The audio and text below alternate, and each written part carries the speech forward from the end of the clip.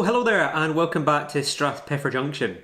In our last video we had a look at this Hornby Class 37 in Network Rail Yellow, and more specifically we had a look at the TTS decoder that's inside it and upgrading the round stock speaker to something a wee bit better.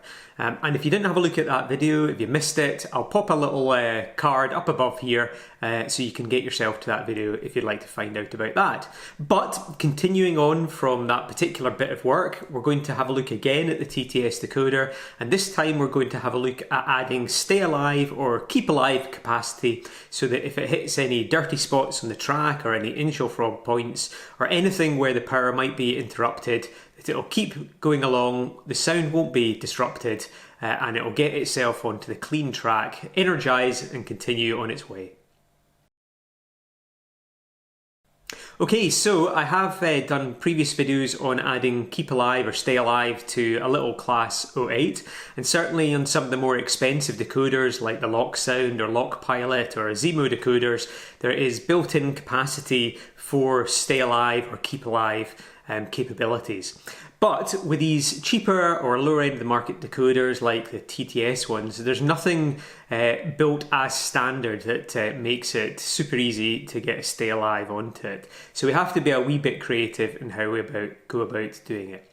But the general principle is still that most digital decoders out there can have stay alive capacity added to them. It's just a matter of finding out which parts of the decoder you need to attach wires to and doing that carefully. Okay, so in this first part of the video we're going to look at making the stay alive itself. In the second half of the video we'll look at then connecting that stay alive onto the locomotive itself. So what I'm going to do is I'll move the loco out the way for now and we'll concentrate just on the components that we need for the stay alive unit itself. Okay, so what is a keep alive or stay alive unit? Well, firstly, the name keep alive or stay alive, it's all pretty interchangeable. Different companies use different names. Different people use different names to refer to it. Some people will argue that a keep alive means it'll keep it going for a certain amount of time, and a stay alive will mean it'll keep it going longer. But as far as I can see, they all mean pretty much the same thing, which is some kind of device which stores a little bit of energy inside the locomotive, and if it hits a duff spot on the track, it spits that energy out to keep the locomotive going. Now, there are a variety of off-the-shelf units that you can buy. Some of them, in their simplest form, really are pretty much exactly what I'll show you how to make today. Other ones at the other end of the spectrum, a little bit like ESU's Power Pack series, they're quite complicated. They often use a super capacitor, which is a small capacitor that holds an awful lot of energy, but with some clever circuitry which allows them to get a lot of storage in a very small space. But the main thing that ties them all together is they all do roughly the same thing, which is keep the loco going when it's run out of electricity. So what we're going to look at today anyway is the stay alive unit in its simplest form, and really what that is a capacitor, a diode and a resistor. That's really all there is to it. There's a few other bits and pieces like heat shrink and solder and all the rest of it, but really these are the three core components. The capacitor, for those of you who haven't come across one before, which is probably not that many of you, but anyway, it's basically like a sort of battery. It's not exactly the same, but it stores energy and it then gives that energy back. The diode, that acts a little bit like a one-way valve. If you imagine in a kind of water situation, water flows through the valve in one direction, but it won't, it flaps down and won't let the water flow back in the other direction. That's pretty much what a diode does. And then the resistor, it resists. So what it does is it resists the current that's coming through. And the reason it does that is that if you have a capacitor that has got no energy in it and then you put it onto the track, then there'll be that sort of surge, that rush or inrush as we call it, of electricity or energy that will fill up that capacitor. And that's a problem for two reasons. One is that it can masquerade as a fault. So the DCC unit will see that big rush of energy and they'll think there's been a short circuit. So that's one issue. The other issue is that it can cause problems for some of the circuitry on the DCC decoder as well. Okay, so that's what each of these components does in very basic terms, but let's have a closer look at the specifics of each one. So this particular capacitor is an electrolytic capacitor. They're very common, you'll see them all over the place, and they range from small, very small ones like this, or even smaller to be honest, to much, much bigger ones than this. This particular one is a 15,000 microfarad capacitor, and that's probably going to give between about 2 and 3 seconds of stay alive capacity, which is ideal. However, you'll not be able to fit this in all that many locomotives, and the only reason that we can fit it in this particular one is because there's a lot of room inside, but you'll never get that into most Bachmann or Helgen or whatever locos. The next component is the diode. Now this is just a kind of bog standard rectifier diode. You can use a variety of different ones, but really you need a 1 amp diode or greater. I'll leave a link below anyway to diodes of this type which will work. Then the resistor itself, you really want a 1/4 watt or a 1/2 watt. This is a 1/4 watt, but a 1/4 watt or a 1/2 watt resistor will do. And you probably want somewhere in the region of 100 ohms to 220, 150, something like that. This is a 100 ohm resistor. You could get away with a 150 resistor, that'd be fine, and a 220 is probably alright as well, but I normally use the 100 ohm resistor anyway. So those are the specifics. Let's look at putting them together. Okay, so I'm just going to bring this in. This is a diagram that I have drawn up, and I shall make that available in the description below for anyone who wants to download it. But basically, this shows us how we want to wire these up. So diodes always come with a little silver or white band at one end. And if you imagine that straight line there at the tip of the triangle, that represents or could represent that white band. So this is the diode here, and then this is the resistor, and then this is the capacitor. So the way that we want to wire it up is with the positive leg of the capacitor leading on to the 2 components, and we want the diode to be facing this way with the white band facing down, and then the resistor can go either way around. So that's the circuit diagram anyway, and I'll move this out of the way and I will then lay them out on the wee mat here so we can have a look at them in a real world situation. So this is basically the layout. The negative leg will go straight onto the decoder, and the positive leg will go through this little diode resistor combination and then onto the decoder. Okay, and just quickly before we jump on to fixing all of those components together as I just talked through, I just want to quickly look at the decoder itself just to mention where we're going to pop these components. I will come on to this in more detail when we have finished making the Stay Alive unit and we're attaching it to the decoder. But just to say, I have probed about, as well as looking on the internet, because a few different forums talking about this, but I've taken some advice from the internet, and I've also probed about with my own multimeter, and I found these 2 particular parts on the decoder, which is where we need to attach the Stay Alive. These 4 diodes here are the bridge rectifier and the decoder, and we want to put them on the kind of inside the bridge rectifier. So the Stay Alive positive would be going on to here, and the Stay Alive negative would be going on to there. But luckily for us, these particular solder pads lead to some other parts. One of them leads over, well, this one here leads over to the common blue, and this one leads to a pad on the other side. So there'll be easier places to solder to, but just to explain. Okay, so one thing that I just want to look at really quickly is capacitors. And when it comes to capacitors, or certainly normal electrolytic capacitors, size matters. And it really does, because what we're looking for is the most capacitance that we can get so that the loco will continue for as long as possible. And in order to do that with these electrolytic capacitors, that means they're going to get bigger. If you've got super capacitors, ultra capacitors, you can get a lot of capacitance in a small space. And sometimes they will look a little bit like this, but they are different and they tend to have a very low voltage. What we're looking at here is 25 volts, and really that's what you've got to use, a 25 volt capacitor.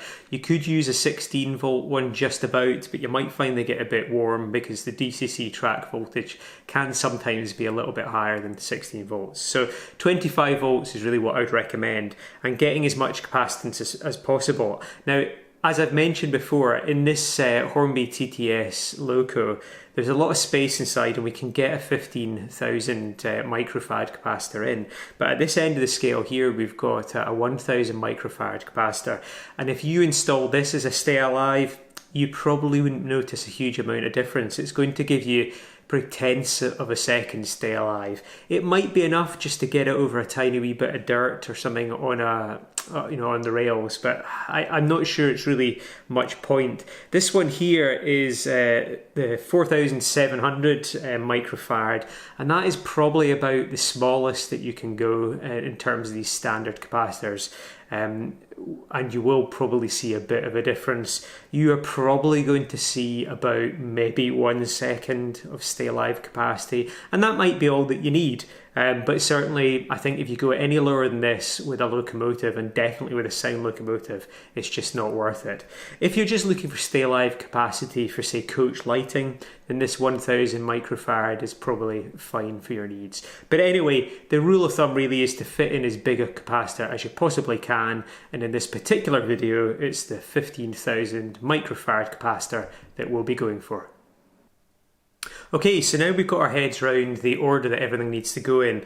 Let's look at fixing it all together for good. So I think what we'll do first is we'll focus on the little diode resistor pair in parallel, and then we'll come on to fixing it to the capacitor. So I'll just move the capacitor out of the way for now anyway, and we'll look at soldering all these two together. Okay, so I've now twisted the legs round, and we've nipped them down to size so there's no straggly legs there getting in the way. And what I'm going to do now is just to pop one end on my trusty blob of blue tack here, and I'm going to apply a little bit of solder flux, just the normal liquid flux that I use here, to either side, and then we'll bring the soldering iron in. So I'll just apply the flux anyway, and I'll come back once I've done that. Okay, so flux applied, I've got a nice clean nib on the soldering iron, some thin solder, and I'm just going to apply a little bit of heat there and then bring in the solder. There we go. So one side there, and then the same on the other side over here. Great, that's all we need. And one thing just to mention quickly is don't keep the soldering iron on the diode for too long. While they can take a bit of extreme heat for a short period of time, you don't want to put too much heat through the diode. Right, so we've got the diode and resistor combo all soldered up here, so I'm going to bring back into the frame the capacitor, and again we want to have this combo here on attached to the long leg, which is the positive leg.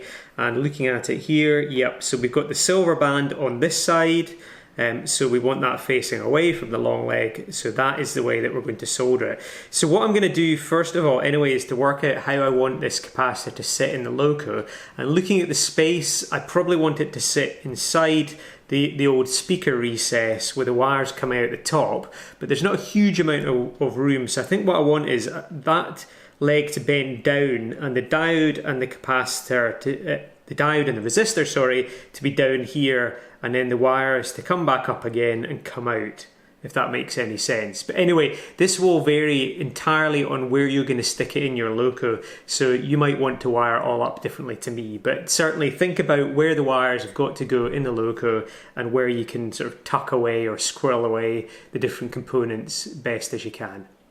So what I want to do first of all anyway is to put a little bit of heat shrink on these legs so that nothing can short on anything, and it is really important that you make sure there's no potential for shorting with the capacitor. So I'll pop some heat shrink onto this, enough that when these are bent down the heat shrink will cover all that way, and once I've got the heat shrink on and it's shrunked down, we'll come back and we'll look at soldering this onto this. Okay, so I bent over the positive leg of the capacitor, I have trimmed it down to size, I've popped a little bit of unshrunk heat shrink over the top of it, just so that I can pull that over the new solder joint in due course. I have trimmed the trailing leg of the diode and resistor combo, and again the silver ring or the white ring of the diode rather is pointing away here. So I've just lined these two up anyway. I'm going to apply a little bit of flux just over the top here, and then we'll bring in the soldering iron and solder it all together. So I'll just get the flux done now and we'll come back for the soldering.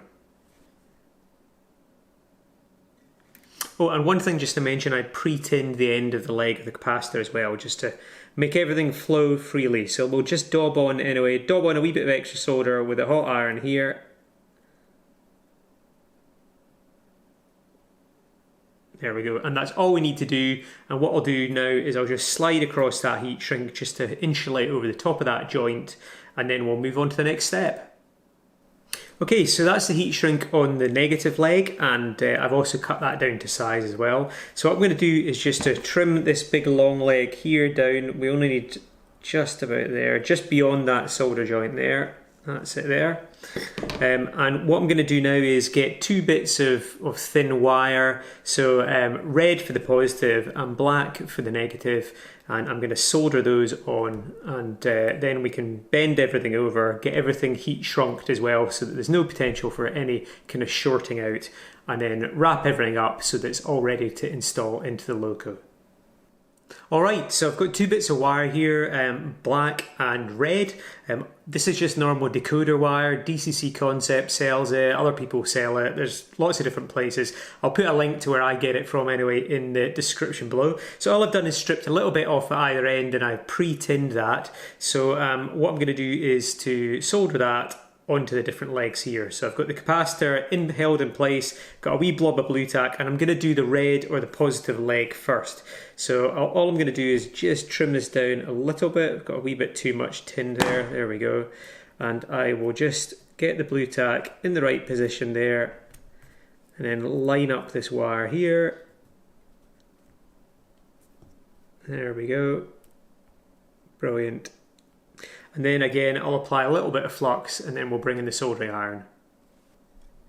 So that's a tiny bit of flux added, and we'll just bring in the iron. I'll pop a wee bit of fresh solder on the edge first, bring in the iron, and then introduce the solder like that. There we go. Brilliant. Okay. Yep, so that's that one done, and then I'll just do the other one off camera, and then we'll look at getting the heat shrink on and wrapping things up. Right, so that's the heat shrink all shrunked, and what we'll do now is just very carefully just bend over the top there. Do be careful, particularly if you're bending near any solder joints, not to snap any or break any. But there we are, we've got those down here. So what I'll do now is get a little bit of Kapton tape, wrap that round just to tidy everything up, and then that is the Stay Alive unit completed. And there we have it, that is the Stay Alive indeed completed. So we've got the diode and the resistor taped around the side there. These wires are all ready to be connected to the decoder itself. So that's the next step. Let's have a look at the loco and the decoder.